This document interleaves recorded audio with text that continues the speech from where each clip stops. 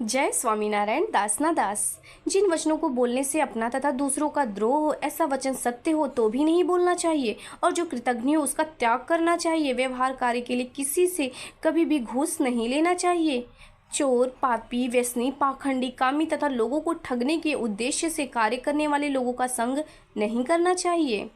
जो लोग भक्ति या ज्ञान का आलंबन करके माध्यम बनाकर स्त्री, द्रव्य और रसास्वाद में लोलुप होकर पाप में परिवर्तमान होते हैं, उनका समागम नहीं करना चाहिए।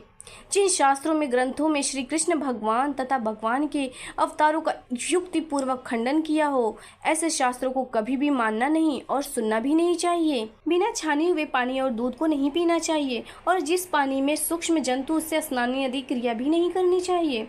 जो औषध मदिरा तथा मांस से युक्त हो तथा जिस वैद्य का आचरण मालूम ना हो, उसके द्वारा दिए गए औषध का सेवन नहीं करना चाहिए।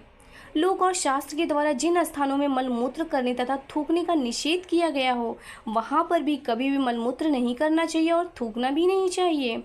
बिना दरवाजे के किसी स्थान में प्रवेश नहीं करना चाहिए और ना ही निकलना चाहिए। जिन स्थान का कोई मालिक हो, उस मालिक से पूछे बिना उस स्थान में निवास नहीं करना चाहिए। ज्ञान की बातें पुरुषों को स्त्री के मुख से नहीं सुननी चाहिए तथा स्त्री के साथ, राजा के साथ तथा राजपुरुषों के साथ विवाद नहीं करना चाहिए। अपने गुरु का जो लोक में अतिशय प्रतिष्ठित हो, उनका विद्वानों तथा शस्त्रधारी का अपमान नहीं करना चाहिए।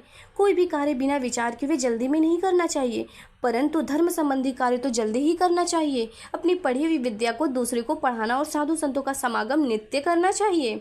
गुरु, देव और राजा के दर्शन के लिए खाली हाथ नहीं जाना चाहिए। किसी से विश्वासघात नहीं करना चाहिए और अपने मुख से अपनी प्रशंसा नहीं करनी चाहिए। मेरे आश्रितों को जिस वस्त्र को धारण करने पर अपने शरीर के अवयव दिखाई पड़े, ऐसे दोष युक्त वस्त्र को धारण नहीं करना चाहिए।